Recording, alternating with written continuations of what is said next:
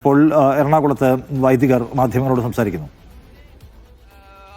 അധിക അന്വേഷണത്തിന് ശേഷം തിരഞ്ഞെടുത്ത് പിടിച്ച അദ്ദേഹത്തിൻ്റെ കൊളാബറേറ്റേഴ്സായിട്ട് ഏറ്റവും അടുത്ത സഹകാരികളായിട്ട് വെച്ച ക്രിമിനൽ ബാക്ക്ഗ്രൗണ്ട് ഉള്ള ചില വൈദികർ അവരുടെ ഒരു കൂരിയ സ്ഥാപിച്ചുകൊണ്ട് ഇവിടെ ഞങ്ങളുടെ അതിരൂപതയിലെ വൈദികർക്കെതിരെ, സന്യസ്തർക്കും അൽമായർക്കുമെതിരെ ശക്തമായിട്ടുള്ള ഓരോ ശിക്ഷാ നടപടികളൊക്കെ സ്വീകരിക്കുന്ന സമയം.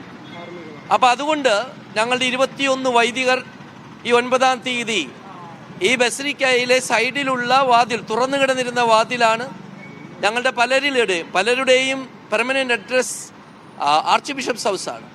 അപ്പോൾ ഞങ്ങളുടെ ഭവനത്തിലേക്ക് നമ്മൾ പ്രവേശിച്ചു. നമ്മൾ ഒരു തരത്തിലും അതിക്രമിച്ച് കയറിയിട്ടില്ല.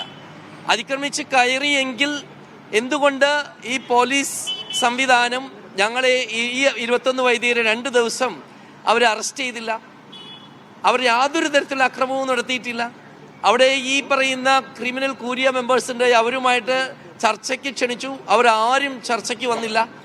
പക്ഷേ ഇന്ന് വെളുപ്പിന് സംഭവിച്ചതാണ് ഞങ്ങളെ അത്ഭുതപ്പെടുത്തുന്നതും ഞങ്ങളെ വിഷമിപ്പിക്കുന്നതും കാരണം അപ്പസ്റ്റോലിക് അഡ്മിനിസ്ട്രേറ്റർ അദ്ദേഹത്തിൻ്റെ പവർ ഉപയോഗിച്ച്, അതും അദ്ദേഹത്തിൻ്റെ ചാൻസലർ ജോഷി പുതുവ 14 ക്രിമിനൽ കേസുകളിലെ പ്രതിയാണ് അദ്ദേഹത്തിൻ്റെ ഒപ്പും ചാർത്തി ഞങ്ങളുടെ അച്ഛന്മാരിൽ, അവിടെ കൂടിയിരുന്ന അച്ഛന്മാരിൽ 4 പേർക്ക് സസ്പെൻഷൻ ഓർഡറും ബാക്കിയുള്ളവർക്ക് കാരണം കാണിക്കൽ നോട്ടീസും കൊടുത്തു. പക്ഷേ അതൊരു നാടകത്തിൻ്റെ ഒരു ഭാഗമാണ്. അതിനുശേഷം ACP ജയകുമാറിൻ്റെ നേതൃത്വത്തിൽ 100 കണക്കിന് പോലീസുകാർ അരമനയുടെ പല ഭാഗത്തു നിന്ന് വരികയും ഞങ്ങളുടെ അച്ഛന്മാരെ വലിച്ചിഴച്ച് പ്രായമേറിയ 78 വയസ്സായ സെബാസ്റ്റ്യൻ തളിയൻ അച്ഛൻ ഉൾപ്പെടെ ഉള്ളവരെ വലിച്ചിഴച്ച് അകത്തേക്ക് കൊണ്ടുവരിക ചെയ്തത്. അതിൻ്റെ CCTV ദൃശ്യങ്ങൾ ഇതിനകം മാധ്യമങ്ങളിലൊക്കെ വന്നിട്ടുണ്ട്. അപ്പോൾ ACP ഇപ്പോൾ ഞങ്ങളോട് പറയുന്നത് ഞങ്ങൾ അങ്ങനെയൊന്നും ചെയ്തിട്ടില്ല എന്നാണ്. അങ്ങനെയാണെങ്കിൽ പിന്നെ CCTVയിൽ കാണുന്ന ഈ പോലീസ് ഞങ്ങളുടെ അച്ഛന്മാരെ വലിച്ചിഴക്കുന്നതും അവർ പരിക്ക് പറ്റുന്നതും, ആശുപത്രിയിൽ വന്ന് അവരുടെ ചില അച്ഛന്മാർ, രാജൻ പുന്നക്കലച്ഛനൊക്കെ കൈ ഒടിഞ്ഞിട്ടുണ്ട്, പ്ലാസ്റ്റർ ഇട്ടിട്ടുണ്ട്.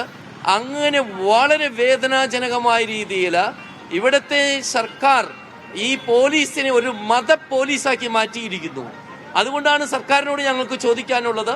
ഈ ACP ജയകുമാർ വളരെ കൃത്യമായിട്ട് ഇന്ന് പറഞ്ഞത്, ഞാൻ അച്ഛന്മാർക്കെതിരല്ല, പക്ഷേ ഇവിടുത്തെ സർക്കാർ എറണാകുളം അതിരൂപതയിലെ 6.5 ലക്ഷം വിശ്വാസികൾക്കും 450ഓളം വരുന്ന വൈദികർക്കും ആയിരക്കണക്കിനുള്ള സന്യാസികൾക്കും എതിരാണ് എന്നാണ് അദ്ദേഹം പറഞ്ഞത്. അപ്പോൾ അത് അദ്ദേഹം പറഞ്ഞില്ല എന്ന് പറഞ്ഞാലും കേട്ടവർ ഇഷ്ടം പോലെയുണ്ട്, തെളിവുകളുണ്ട്. അപ്പം അതുകൊണ്ട് ഈ സർക്കാരിനോട് ഞങ്ങൾക്ക് ചോദിക്കാനുള്ളത്, ഇങ്ങനെയാണോ ഈ രാജ്യത്തിലെ നിയമം ഇവർ കയ്യിലെടുത്ത് ഈ പോലീസിന് നിയമം കയ്യിലെടുക്കാൻ പോലീസിന് എവിടെ അധികാരം? ആരാണ് പോലീസിന് അധികാരം കൊടുത്തിരിക്കുന്നത്? കാരണം ഈ അച്ഛന്മാരെ അവർ തെറ്റ് ചെയ്തിട്ടുണ്ടെങ്കിൽ എന്തുകൊണ്ട് അറസ്റ്റ് ചെയ്തിട്ടില്ല? അവർ അറസ്റ്റ് ചെയ്തിട്ടില്ലല്ലോ, ഈ നേരം വരെ അറസ്റ്റ് ചെയ്തിട്ടില്ല. ആ അച്ഛന്മാരെ ഇവിടെ നിന്ന് തള്ളി പുറത്താക്കുക എന്നതാണ്, അത് നിയമമല്ല. അത് സ്വന്തം ഭവനത്തിൽ നിന്നുമാണ് അവരെ പിടിച്ച് പുറത്താക്കിയിരിക്കുന്നത്. അങ്ങനെയാണെങ്കിൽ പോലീസ് കാര്യമുണ്ട്, ഒന്നുകിൽ ഇവരെ അറസ്റ്റ് ചെയ്യുക അവർ തെറ്റ് ചെയ്തിട്ടുണ്ടെങ്കിൽ, അല്ലെങ്കിൽ ഈ പോലീസ് ചെയ്യേണ്ട കാര്യം ഇവരെ എവിടെ നിന്നാണോ വലിച്ചഴിച്ചു കൊണ്ടുവന്നത് അവിടേക്ക് തിരിച്ചാക്കിയിട്ട് അതിന് പരിഹാരം കാണണം. ഇതിന് 2-1 നടത്തിയിട്ട് ഏതൊരു ചർച്ചയ്ക്കും ഞങ്ങൾ തയ്യാറാകുകയുള്ളൂ എന്നാണ് ഞങ്ങൾക്ക് പറയാനുള്ളത്. ഇത് എറണാകുളം അങ്കമാലി അതിരൂപതയിലെ വിശ്വാസികളെയും വൈദികരെയും സന്യസ്തരെയും ആഴത്തിൽ മുറിപ്പെടുത്തിയിരിക്കുകയാണ്. ഞങ്ങളുടെ പിതാക്കന്മാർ സ്നേഹവും അനുരഞ്ജനവും സമാധാനവും സന്തോഷവും ഒക്കെ പ്രസംഗിക്കുന്നു, പ്രസ്താവനകൾ ഇറക്കുന്നു. പക്ഷേ ഒരു നിസ്സാര പ്രശ്നം ഈ സിനഡിന് അവിടെ ഇരുന്ന് തീരുമാനിക്കാം, സെക്കൻഡുകൾക്കുള്ളിൽ തീരുമാനിക്കാവുന്ന ഒരു വിഷയമാണിത്.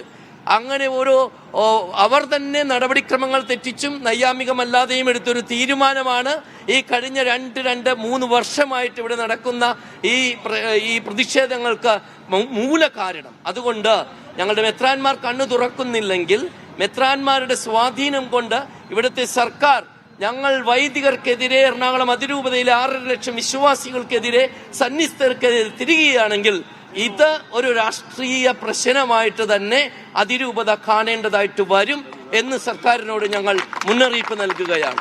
അതിശക്തമായിട്ട് ഞങ്ങൾ പ്രതിഷേധിക്കും. ഞങ്ങളുടെ ജീവൻ, ഞങ്ങളുടെ വൈദികരുടെ ജീവനാണ് നിങ്ങൾ അപകടപ്പെടുത്തിയിരിക്കുന്നത്. ഞങ്ങളുടെ വൈദികർ എന്ത് നടപടി ഉണ്ടായാലും ഒറ്റക്കെട്ടായിട്ട് നിൽക്കും. ജീവിക്കുകയാണെങ്കിൽ ഞങ്ങൾ ഒറ്റക്കെട്ടായി ജീവിക്കും, മരിക്കുകയാണെങ്കിൽ ഒറ്റക്കെട്ടായിട്ട് മരിക്കും എന്നതാണ് എനിക്ക് പറയാനുള്ളത്.